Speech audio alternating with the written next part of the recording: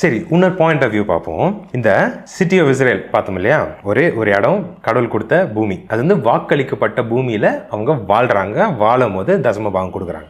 Okay, so இதில் 11 ட்ரைபும் லேவி கோத்திரத்துக்கு கொடுக்குது தசம பாகம். இந்த லேவி கோத்திரம் ஆசாரியன் வம்சத்துக்கு தசம பாகம் கொடுக்குது.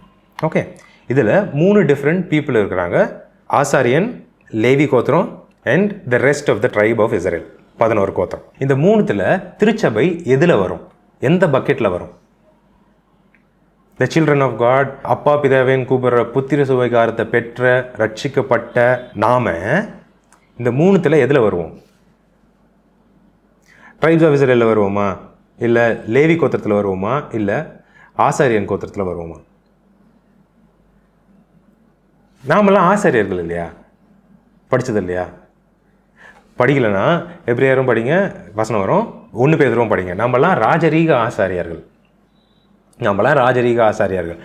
இயேசு மரிக்கும் போது திரைசீலை கிழிஞ்சிருச்சு.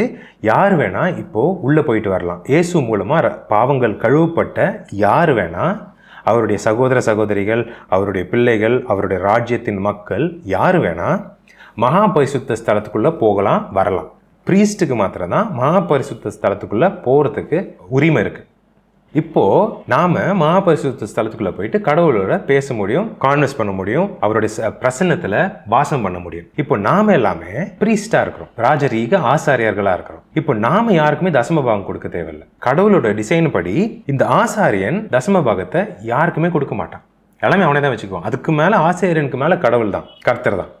இப்போ நாமெல்லாம் ஆசாரியராக இருக்கிறதுனால நாம் தசம பாகம் ரிசீவ் பண்ணுறவங்களாக தான் இருக்கணுமே தவிர தசம பாகம் கொடுக்குறவங்க கிடையாது. So church cannot give tithe. இப்போ பழைய ஏற்பாடு எடுத்துன்னு வந்து சர்ச்சுக்கு அப்ளை பண்ணோன்னா, church is in the receiving end of tithe. Everyone should give tithe to the church of God. நாமெல்லாம் ப்ரீஸ்ட் இல்லையா, அதனால் we need not give tithe to anyone.